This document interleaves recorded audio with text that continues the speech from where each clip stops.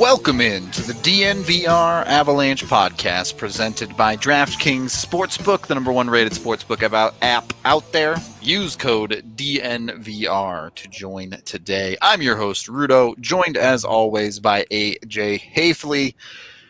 We are 10 games into the season now. The Avs are 6-3-1. Overall, a pretty positive vibe when it comes to that side of things, and at the same time, they have quite a few injuries. Some worse than others, some complete unknowns. So we figured we should dive into everything and start sorting things out. Now, unfortunately, a lot of things are not clear because every team in the NHL likes to make 3 to 4 roster moves a day with the taxi squad and everything going on. I believe Cap Friendly said 20 days into the season there had already been over 1,500 transactions of players. So numbers are pretty ridiculous there, but let's start with the biggest curiosity, and maybe we can shed a little bit more light on this. The Avs going into last night's game with only 17 skaters because of cap compliance reasons, basically, AJ.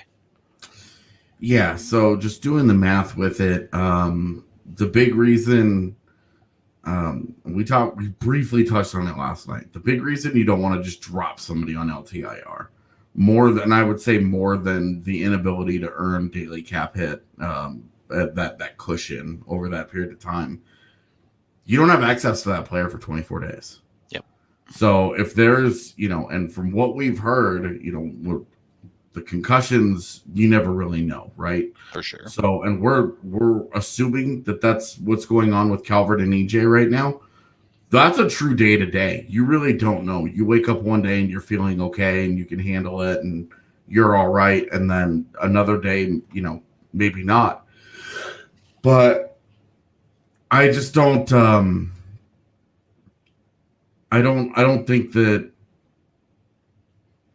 it would have been a smart move just for the sake of one game to put that guy out there.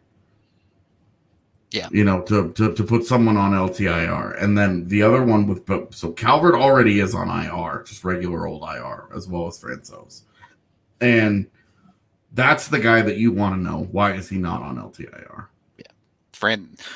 With backdating, it's been 14 days? The Avs they'd really only miss him for another 10 days if they put Francouz on LTIR. Yep. So it would have been, I think, a 10-day commitment. But I'm with Belmar. They've made it sound like this may not be that bad. It looked awful, but it may not be that big of a deal. If there was no ligament damage or whatever, then maybe you're looking at a week. The question is even with all of this, do they get this sorted out before tomorrow's game time?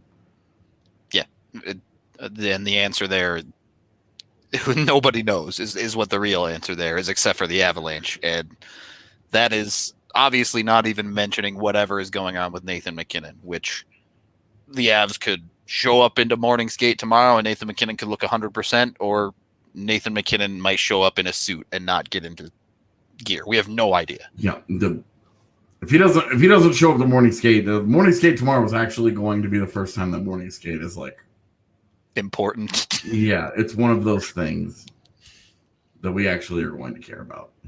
Yeah. So, it's gonna be tough. They've got to figure it out because you can't just be like, well, we're kind of close on some of these injuries, so we're trying to with the cap space, and no, you can't just not play your full roster in multiple NHL games because you're trying to get cute with things. So they're in a tough spot because they have these middle of the road injuries, and there's so many of them now. Yeah, you're now at, if you include MacKinnon, that makes 3 injured forwards and 2 injured defensemen, and then a goaltender. So you're up to 6. It's, if players aren't ready to come back, I would say in this homestand against Minnesota, if you don't get at least Taves back, they have to do something, whether that's moving someone to LTIR or just figuring out a way to work the cap to get players in. Something has to be moved. but part of that is a question of what, and we'll do our best to answer it here, but just keep in mind every scenario right now is a little bit of a what if based on who's healthy and who is not. Yeah, especially the MacKinnon trap card here. Yeah. We don't really... Everything that we could get into all of it, assuming that he's in or out, and it could all be undone tomorrow morning. So, to answer Steph's question, yeah, I'll be at morning skate tomorrow, so we'll find out. Yep, we'll know more or less about Nathan MacKinnon at morning skate tomorrow. The Avs with a day off today. Let's start with MacKinnon being out of the lineup, because this is where the most interesting conversation is going to be. We alluded to it on last night's show a little bit, but first of all, who do the Avs bring up? Obviously, we're gonna be cheering for Shane Bowers a little bit, but is it realistic to actually give him a shot at center in this lineup? Yeah, I mean,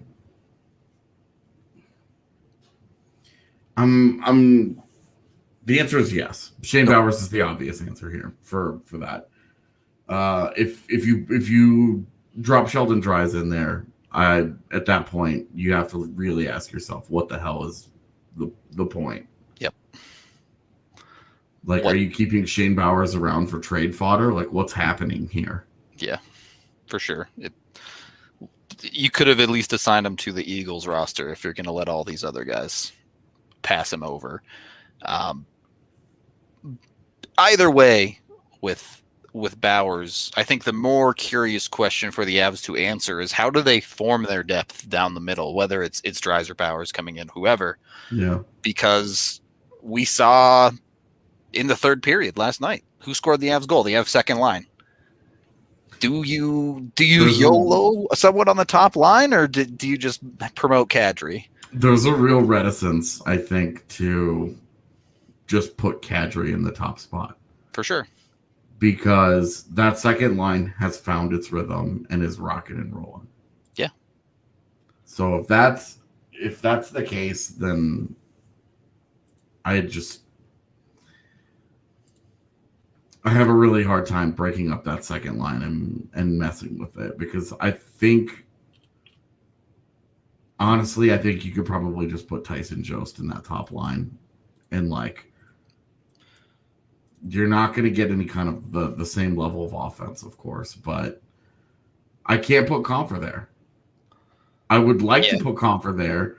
If Comfer has showed anything, he's just been so bad.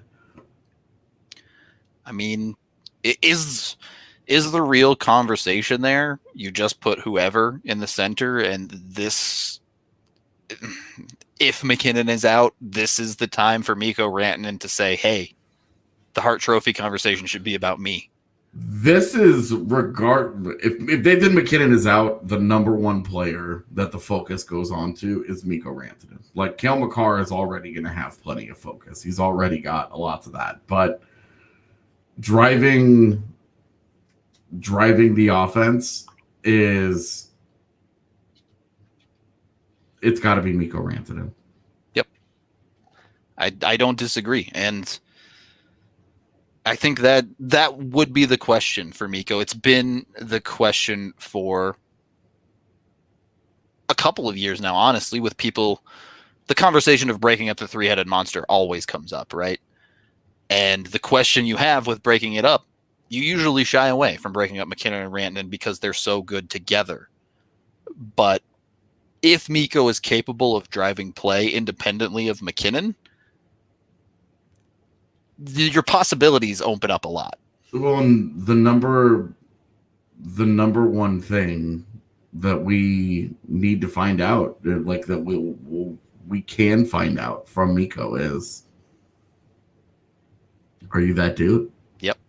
You know, because we talk about him as one of the top wings in the NHL. Well, you know what the top wings in the NHL do is they drive play. Straight up. And the Patrick Kanes of the world. Yeah, like those guys dominate shifts regardless of who their center is. Now, granted, Patrick Kane hasn't spent much of his career without a really good center. There's always been somebody good in the middle next to him. But you look at Artemi Panarin, like that guy's rocking and rolling. Yep. You know, and Mika Zibanejad's a good center, but he really blew up. You know, Ryan Strome had his best season next to Artemi Panarin. So, you know, that's what Mikko needs to do. He needs to elevate whoever is going to be there. Agreed.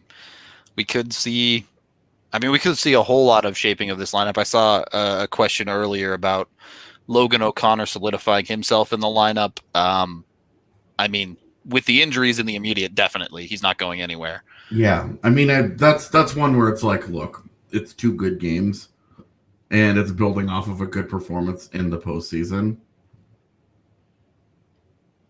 But what does this look like with a fully healthy lineup? I mean, what happens when you get, you know, what does 25 games of Logan O'Connor look like? It's not like Logan O'Connor is so good that you're no doubt putting him into the lineup every single night forever. I mean, based on this, like for the immediate future, he has absolutely earned the opportunity to stay in the lineup, but he's got to keep it up. Otherwise, you know, you become susceptible to somebody taking your job. Yeah. And also, Zach, welcome to the podcast. Welcome to the thing that we have to do on days off. I'm surprised you feel surprised by this. Look, the reality is you need to prepare for everything right now if you're going to be covering the Avalanche, because we don't know the injury situation on these guys. And there's a very possible scenario here where we show up tomorrow and Nathan MacKinnon is playing. And great. That's the best news in the world for the Avalanche. But if he's not ready to play, then these are the scenarios that you could be looking at. So we're answering this question now instead of when morning skate ends tomorrow and Nathan MacKinnon isn't there and everyone says, what are the Avs going to do? Here's this podcast. Go listen to it. Straight up. The thing about LOC is, as AJ has alluded to, it sounds like a lot of these injuries probably aren't that serious. So what happens if the question becomes, do the Avs play LOC or do they play Belmar? And granted, Belmar's a center. I understand there's some levels to that, but, and this is ignoring Martin Kaut entirely also, by the way, but can he carve out a consistent regular spot on a healthy Avalanche forward core? Yeah, I think if they're healthy, I think the answer is probably no.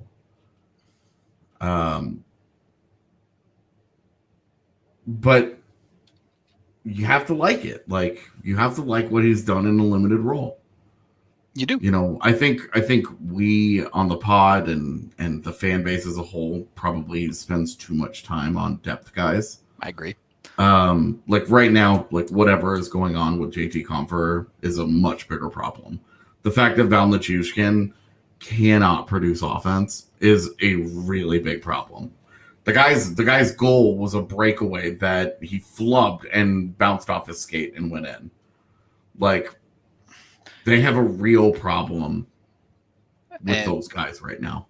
I do want to talk about those problems. We do, however, have to take our first period break with Breckenridge Brewery, the official beer of DNVR. You can get 8 different kinds on tap down at the DNVR bar, or head on down to the farmhouse in Littleton to get all of their flavors, whichever one you prefer. Curbside pickup, however you want to grab your beer.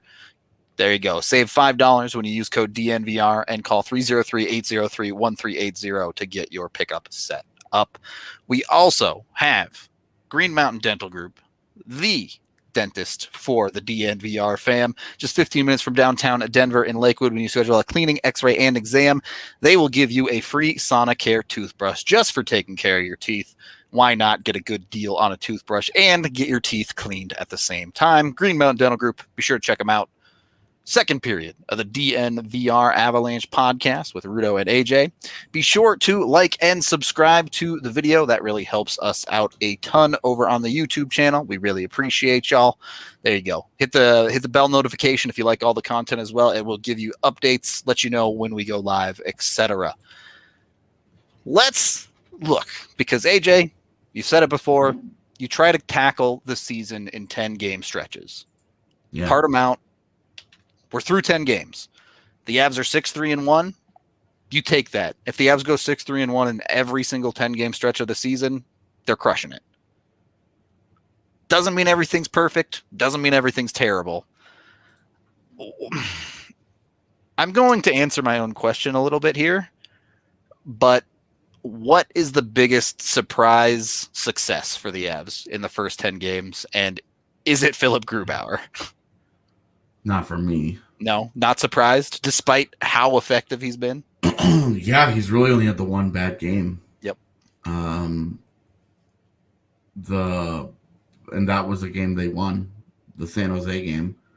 You know, he also did not play particularly well in the season opener, but he got hung out to dry. No one played particularly well in the season opener. Like, if you go back and you look at the goals, it's like, outside of the one that was caused by him not knowing how to handle a puck all of a sudden, there was not a lot he can be asked to do in that situation. They hung him out to dry.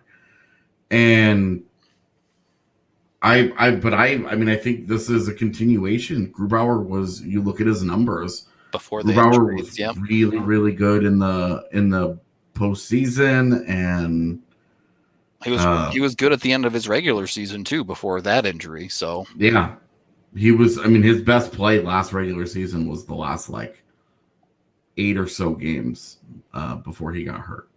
So I think Grubauer's probably not the biggest surprise for me. I think Travis is right. I think it's Byram. Not that Byram belongs or anything. I've been saying for 6 months that Bowen Byram was going to be on this team and he was going to play, and people just were like, I think he'll get the 9 games, and you know, whatever.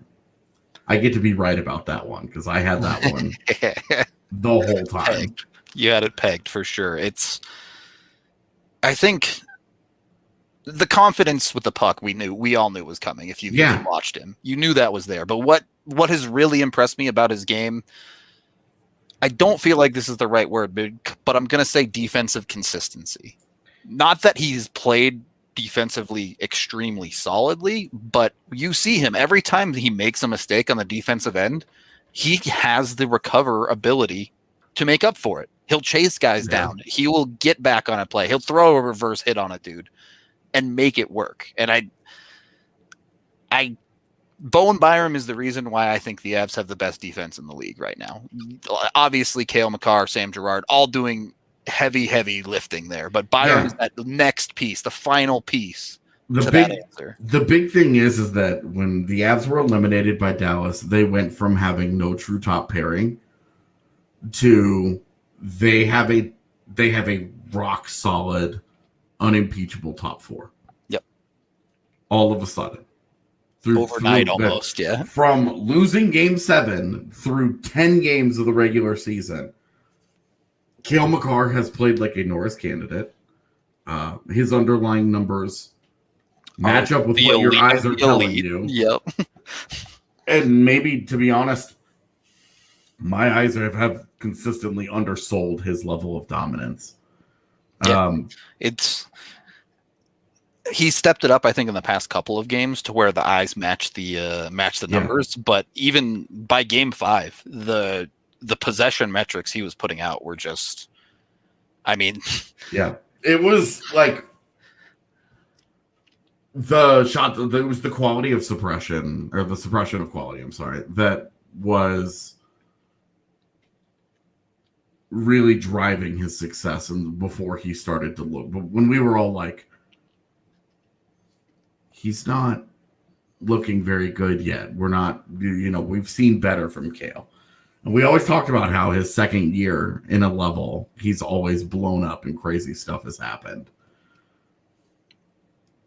Yep. It's happening. Like he is. I'm through 10 games right now. He wins my Norris Trophy vote. Like he would win it. Is he leading defenseman after last night? I'd have to check. Hang on. He and Hughes are neck and neck in terms of points, but in the underlings, he's absolutely crushing Quinn Hughes. And Hughes has also played an extra game, so. And Hughes is actually getting sheltered more than Cale Makar is. Makar, that's what impressed me the most is quality of competition and the number of non-offensive zone starts for Makar. The argument that Hughes is activated and used more defensively is gone now. The Avs are even using Makar on the PK at this point.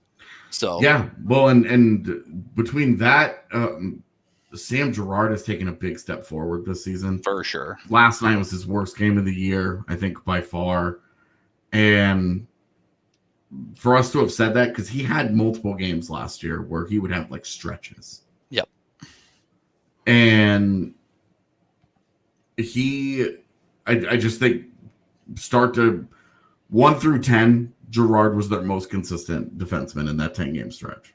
He was very, very good. That's a big step forward for him because him creating offensively really just drives home that, hey, his defense is rock solid. And he's totally reliable back there, and it's fine. Like, you're very happy with that. Complete player, yeah. Exactly. Now it's feeling like that game is getting rounded out. He's becoming that complete guy that we've envisioned for a number of years now. And then the addition of Devon Taves could not have started off much better. Yeah. He's already got 3 goals on the season. Offensively, he looks like he fits in perfectly with the identity of that defense. Yeah. Because it doesn't matter. It doesn't matter which combination of these top 4 guys they put out there. They just move around the zone so much. And they do so much work with the puck. And then obviously Byram coming in and looking as good as he has been a surprise. I thought, hey, he's going to come in and it's going to take him. He's going to look good on offense, and it's going to really take some time for him to get comfortable. We're seeing some ups and downs. He's taken a lot of penalties for sure. So far. That's probably his biggest ding. And some of that is the fact that he gets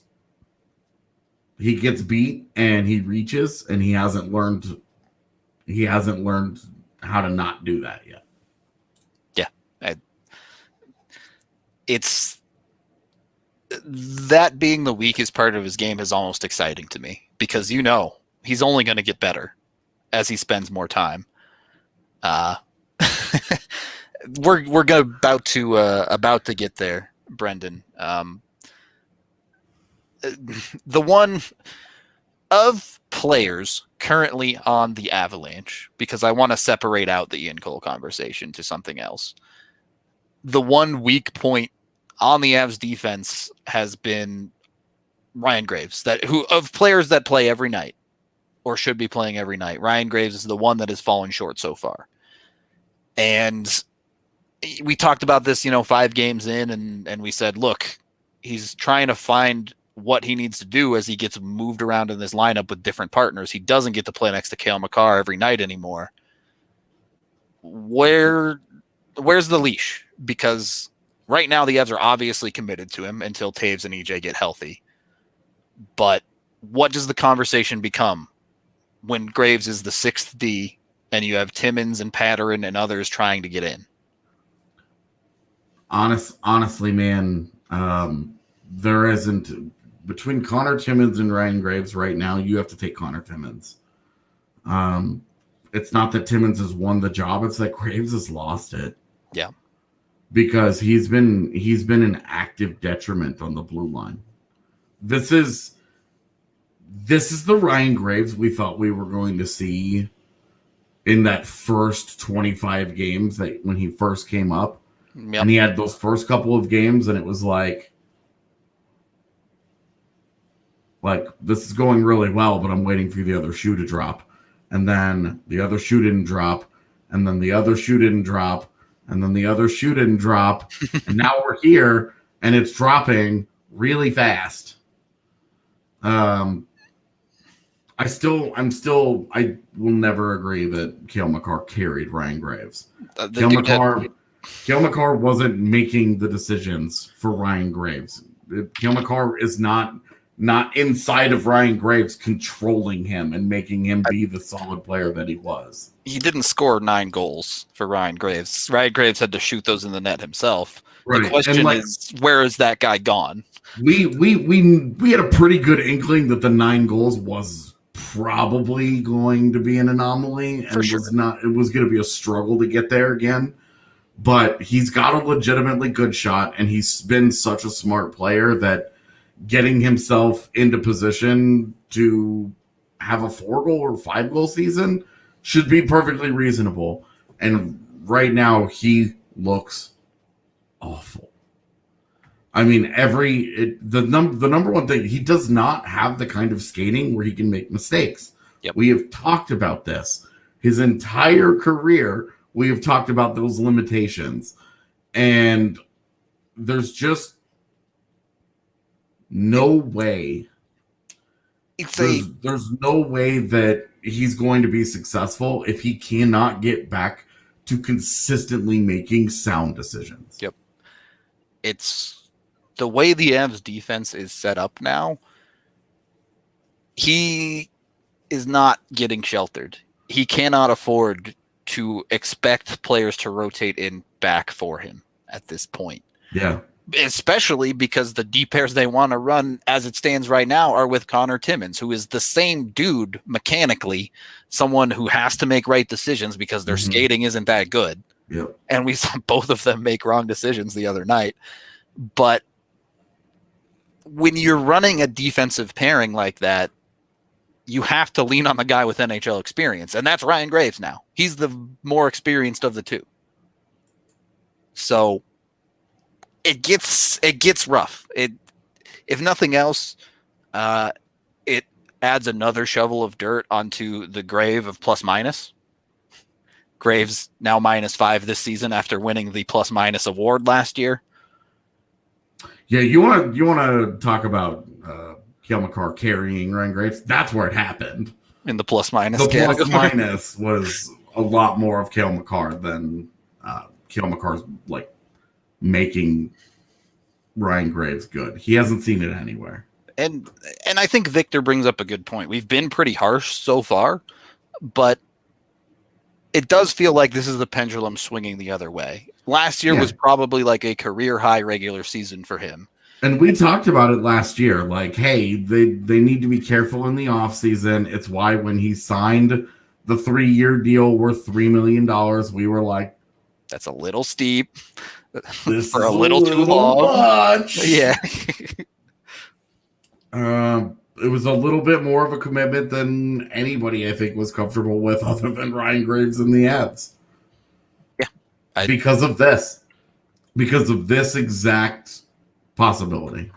And the reality of the situation, I think, is you don't need Ryan Graves to be the guy he was last year necessarily, but you need him to be a serviceable NHL defenseman. I mean, he needs to be 70% of that guy, and him next to Erik Johnson on the third pairing will be just fine. Yep. So because that next to Erik Johnson just goes from the Avs have to have this guy, top pairing, top PK guy, and now it's like we need you on the PK to continue to do some stuff. You feel really good about Erik Johnson being on your third pairing, but you don't really want to put him in your top 4 if you don't have to. I think can we remove any of these comments that are putting a timeline on? Nobody knows what Nathan MacKinnon's timeline is. Don't believe any of that garbage. I just because people are going to be rolling in here and freaking out about something that's not happening. Yep. I'm on it. Appreciate you, Cale, the super producer himself. Stop giving Cale more work, all right? He's doing stuff behind the scenes for us, chat. Get it together now. Okay, so we've discussed the defense. EJ, a good jumping off point to talk about the PK. Avs have the best penalty kill in the NHL right now. You love to see it. How much of this is a penalty kill system that we saw start to get some momentum outside of the Dallas series last season? How much of this is Philip Grubauer carrying the load? Certainly a lot of this is goaltending. Okay. I believe it. But I also think that the PK's played pretty well. Okay. I don't know. Here's what's impressive to me about the PK, especially over these last couple of games. We've seen Calvert go down. We've seen Belmar go down. We're having a different look to the Avs in the PK, particularly on the forward side.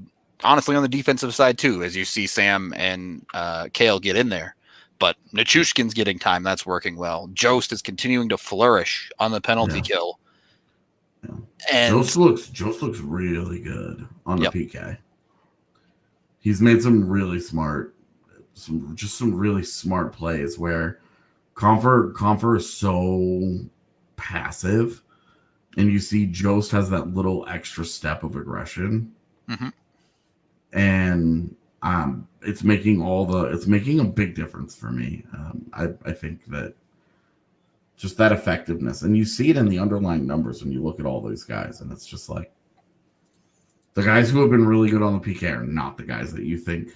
It's not been Comfer, it's not been Belmar. Jost and Nichushkin have been leading the way. They've been really, really, really good on the PK. Yep.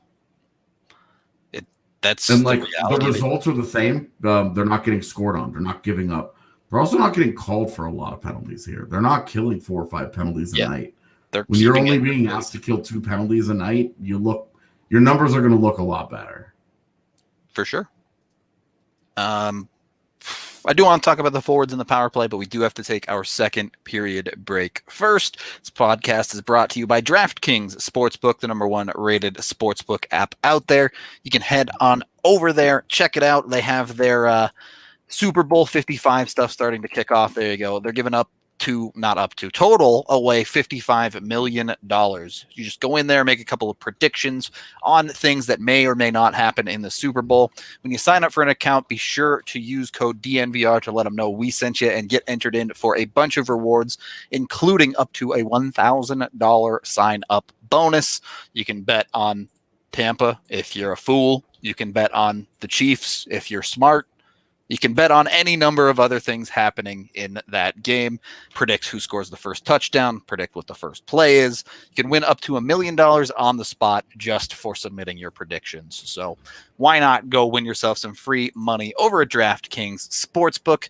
Be sure to check it out. There are a bunch of terms, conditions. There you go. Download the DraftKings Sportsbook app now and use code DNVR when you sign up. For a limited time, all new users get that $1,000 sign-up bonus. Must be 21 or older, Colorado only. Bonus comprised of a first deposit bonus and for first bet match, each up to $500. 25x playthrough required. Restrictions apply. See DraftKings.com/sportsbook for details. Gambling problem? Call 1-800-522-4700. Thank you, Kale. Couldn't find the right tab for the read, so Kale's got my back on that one. Much appreciated. Third period of the DNVR Avalanche podcast. Looking at the forward core, we'll get to the conversation in a minute. I want to start out on a positive note. Didn't start that way with the second line, but the second 5 games of the first 10, the second line has been everything the Avs have hoped for and more.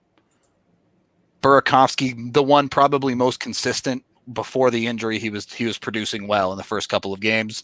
Last 4 games, Kadri and Saad have turned it on alongside him, and the Avs forward core is, at least we'll say the top 6 for now, is a legitimate threat no matter who they throw out there.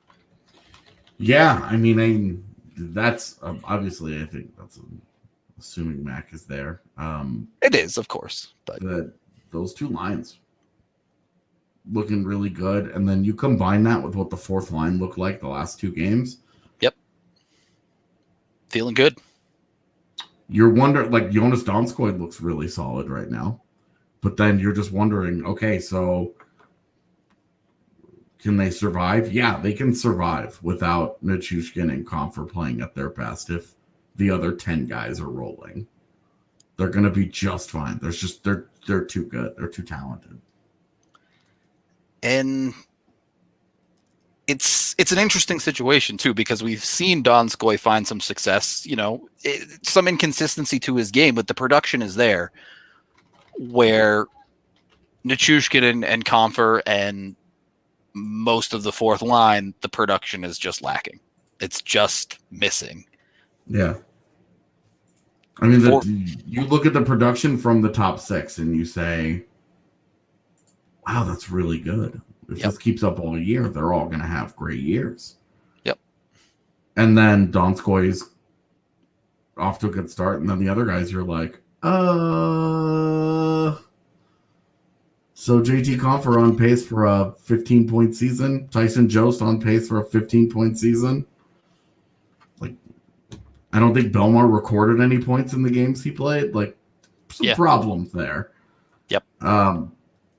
They're having that problem again where they had it a couple of years ago where the fourth line they would put out there and it was reliable, but nothing happened offensively ever. And, I mean, you do bring up a good point. It's been extremely low event. Yeah. The Avs, through 10 games, outside of this last one against Minnesota, where they did get a little bit shell-shocked, they have done an extremely good job limiting total shot counts against Philip Grubauer and Hunter Miska, I guess. But yeah, I mean, Miska had to face 30 whole shots last night, and he couldn't handle it. 33, but we've seen blowouts, and we've regularly seen the Avs goaltender face 20, 21, 22 shots through these 10 games. The possession is there. It's just about getting that little bit more consistency out of the Avs bottom 6 in the offensive zone a little bit. And I think a lot of people struggle with JT Compher in this situation because the process isn't there. It's not a Tyson Jost situation where you're like, wow, look at all the good things he's doing. He's just not scoring. Yeah. It's the exact opposite where nothing's happening with JT. Yep. And if something is happening, it's bad. Yep. I don't know, man. It's such a weird thing with him because it feels like he's become like the whipping boy. For sure. For everybody. Everybody's scapegoat for their problems. And he's just not playing well. It is not confirmed MacKinnon is going to be out. Again. Can we get a banner that says that? Nathan MacKinnon status unknown. Yeah, exactly.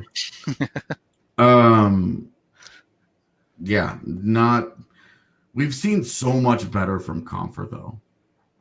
And I think for one, that's why we haven't really seen him lose lots of his ice time, lots of his role yet, because we've seen so much better from him. That this is a head coach that has gotten a lot better out of JT Compher for the last couple of years. Yeah. Yes, there we go. A perfect banner. And it's interesting because you didn't really see this hammer fall on Compher from the fan base until after the original, which is the same story. You've seen better out of these guys. That was focused toward Kadri and Saad until they figured it out. Yeah. And they had higher expectations. Yeah. And they also had the track record where you and I were like, just chill out. We know that this is going to get better. These guys have had slow starts in their careers before. We know that these guys are going to be a lot better. And they turned it around. And guess what? It's a lot. They've been a lot better. They've driven true. that. There will be games where they go back to being bad again. That doesn't mean that they're bad. That just means, hey, they've had tough games again. It's just one of those things. But with Compher, there's just no bright lights there. Yeah. You're waiting for it's an interesting conversation because Compher's offensive production has never been consistent. It's always been something that comes in spurts for him, right? And Sure. that's okay as long as you're getting the spurts. But right now the spurts aren't coming for JT, and it's just a desert. It's a wasteland until he starts to get back to that. Yeah. This is why consistency is so highly valued in the NHL, because you don't run into these down stretches nearly. Because you're not paying a guy for 30 games. You're paying him for 82. Yep. And when you pay a guy for 82 games, you know you're going to get some bad games. For sure. You accept some, but it can't be most of them. You accept that there are imperfections there, but you just need somebody that, and so with Compher, I think the frustration is that he's always had ways of impacting games when he's not just scoring. A physical presence, kind of a feisty attitude, an ultra try hard, little the pesky PK work. Sure. Yeah. There's always been something, right? But right now, nothing is going well for him. Yep. And I don't, as a coach, what do you do at that point? Like, how much longer is the leash for Compher before you just say, we need to give him a night off? Yeah, I mean, we can't keep doing this. How much longer? It became apparent pretty quickly in the third period the other night, right? Where they were like, all right, here you go, Compher. Here's your shot with the first line. And within 5 minutes, it was like, okay, let's put Kadri or Jost or something up there instead. Because there was just nothing. There was nothing there. There was no jump. Yeah. So. Yeah. I would assume that it is not. But it could be.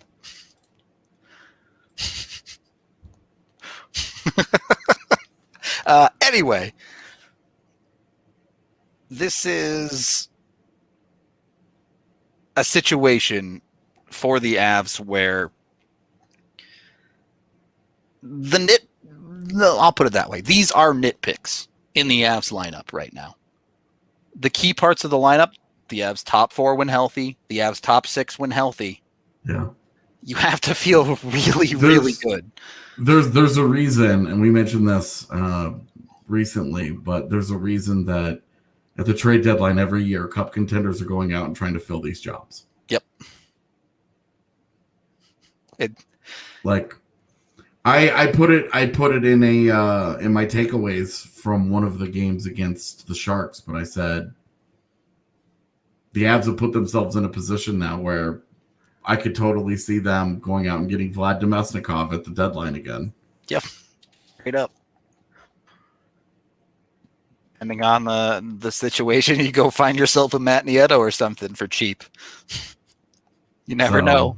I mean, if you're not going to get any offense out of Val Nichushkin, you just drop him down to the fourth line, and you go and you get a Nemesnikov, and you have that guy on the third. Yeah, it's not a great solution, and I don't think they're going to find one this year. But I tell you, if we look ahead to the deadline, this is easily the biggest problem spot on the roster, is that linchpin, the third line center, because you can move Compher to the wall. We've seen him be a fine winger over the years. Yep. Donskoy is fine. Donskoy is a guy that you don't even need to really worry that much about. He's been okay. It's the double whammy of Compher and Nichushkin both just being non-existent offensively, right? Yeah. You need to get a little bit more out of one of those guys. You look at Nichushkin and say, look, the guy's giving you elite defensive play. You kind of live with whatever he gives you in the offensive zone. Right, but that's why you have that conversation you put him on that fourth line. Yeah. Like the Kiefer Sherwood thing is all fun and games for right now, but like I don't think that's going to continue long term. Even Logan O'Connor, like you drop that guy down and it's like just drop him, move him down, and you have a prototype third line winger in Martin Kaut. that it seems so This easy to this do, is but a different conversation. I know, and I've the been reason that trying I'm to not avoid getting it all into night. this, I know, but the reason that I'm not getting into this is because you and I would do that. Chat would do it. Everybody would give that guy a go. You drafted him. You've developed him. You've waited on him. You protected the ELC like it was the most important thing. What the hell? just know that over here, next to this conversation, is this bubble of Martin Kaut that we're not going to talk about again. Yeah. Hey, I am building for my weekly Kaut rant. All right, quick. Someone in chat ask if he's expansion draft eligible. Oh, God. The worst part is that even when that expansion draft comes and goes, people are still going to think it's funny to ask me that. It's never going to end. He's going to be 35, playing not even for the Avs anymore, and people are going to be asking you that. Like, it's ridiculous. Okay, so I do want to close out with what is the biggest surprise on the forward side. We covered Bowen Byram on the defensive side. We kind of talked about Grubauer and how you kind of expected play like this. For me, it's Burakovsky. That it looks like he's taken another tiny step forward. The guy could have had a 3-point night last night. In our preview of the season, we are talking about Burakovsky as a secondary star. And the way he's playing right now, if this is the Burakovsky that the Avs are going to get for an entire season, look, you expect the point production to probably come down a little bit. Point per game is a little bit on the high side, but you're talking about someone that is now a core piece of the Colorado Avalanche. So yeah, I mean, you look at Kadri's in his 30s already, and he's got 2 years left on the deal, and then who knows, right? Yep. Then the Alex Newhook conversation starts. Brandon Saad is a free agent at the end of this year. They probably just don't have the money to bring him back. And again, the Alex Newhook conversation starts. Yep. But Burakovsky's the offensive consistency, I think, has been pretty impressive. I'm not asking for him to be great defensively. He's on a line where the other two guys are a lot better at that already. So yeah, for sure. But Burakovsky taking a step forward from a 0.7 point per game guy to a point per game guy is a pretty big. He also, I think, flies under the radar a little bit because all of the hype was about Gerard and Taves on the Avs second power play unit. Burakovsky, working from that half wall, has very quietly been an excellent distributor of the puck on that second power play unit. It has been extremely impressive. Yep. Yeah, good times. I know there was a good stretches of this podcast where we talked about some of the negatives in this Avs lineup, but at the end of the day, the Avs are in a good spot, a good enough spot to the point where we don't know Nathan MacKinnon's status, and we're not super worried about the immediate. If Nathan MacKinnon got hurt 2 years ago, the season was over. Yeah, I mean, we talked about this last night. If he's gone for 2 months, they're in real trouble. Agreed. Real trouble. If it's more like 2 weeks, you can survive. Yeah, agreed. Life is gonna be a lot tougher, but you can survive.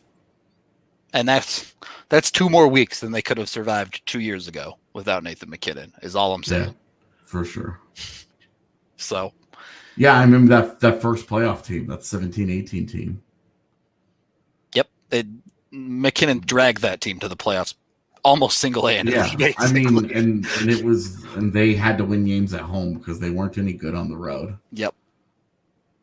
And that top line was scoring like 3 goals a game at home. It was so out of control. It was out of control. Yeah, that was so silly. But yeah, we don't know what MacK is up to, so we are leaving open the possibility that he's out. Like, this is a bad thing and it's long term, and we covered our bases for the immediate of what we expect the Avs to see if he's out. As soon as we know you'll know about whatever his condition is. But I'm going to be honest, if he's not back, it might be a lot more of, well, we'll see. We don't know yet, as has been the case with almost every single Avs injury this year. Yeah. Best case scenario is that this entire podcast is irrelevant tomorrow. Yeah. I feel like we talked about the 10 games in the second half of the podcast. That's still relevant. Yeah. But yeah. it is one of those things. We hope the entire MacKinnon conversation in this podcast does not matter. And that's best case scenario for the Avs. If you want to watch the best hockey in the world, watch the Avalanche when Nathan MacKinnon's healthy, because that's what you're going to get between him, Makar, Rantanen, Byram Girard, Landeskog, Burakovsky. Throw it in there. The list right now for the Avs is quite long, and hopefully in a couple weeks it's back to full strength. And scene. All right. Thank you, everyone. In the meantime, Shane Bowers time. There you go. Get the Shane Bowers reference in there. Thank you, everyone, for watching, listening, however you consume the podcast.